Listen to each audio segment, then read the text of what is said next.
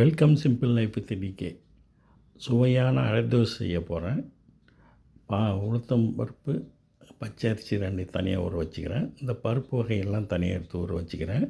கடலப்பருப்பு, துவரம்பருப்பு, பாசிப்பருப்பு, பயிறு, காராமணி, பச்சை பட்டாணி, சுண்டல், சின்ன சுண்டல் எல்லாம் சேர்த்து தனியாக ஊற வச்சுக்கிறேன். ஃபஸ்ட்டு நைட்டு ஊற வச்சிடுறேன். காலையில் எடுத்து அரைக்க போகிறேன். பச்சை அரிசி, உளுந்து, இஞ்சி, பூண்டு, பச்சை மிளகா, கருவேப்பிலை எல்லாம் போட்டு ஆட்டிக்கிறேன். உப்பு அப்போ போட்டுக்கிறேன், சேர்த்து போட்டுக்கிறேன். நல்லா அரைஞ்ச அப்புறம் பருப்பு வகையெல்லாம் போட்டு ஆட்டிடுறேன். எங்கள் சேனல் லைக் பண்ணுங்கள், ஷேர் பண்ணுங்கள், சப்ஸ்கிரைப் பண்ணுங்கள்.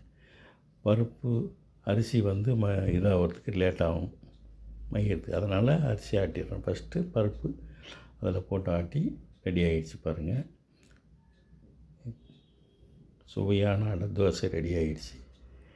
நீங்களும் செஞ்சு பாருங்கள். இது வீக்லி ஒன்ஸு சாப்பிட்றது ரொம்ப நல்லது. பருப்பு வகையெல்லாம் சேரும்போது உடம்புக்கு ரொம்ப சக்தியை கொடுக்கும். கொஞ்சமாக இருந்தால் மிக்சிலேயே ஆட்டிக்கலாம். நாங்கள் அதிகமாக இருந்தாலும் கிரைண்டரில் போட்டோம். அடை தோசை, சுவையான அடை தோசை ரெடி ஆகிடுச்சு. அடிக்கடி சேர்த்துக்காங்க. பிரேக்ஃபாஸ்ட்டுக்கு, டின்னருக்கு சேர்த்துக்கலாம். சுவையான அடை தோசை.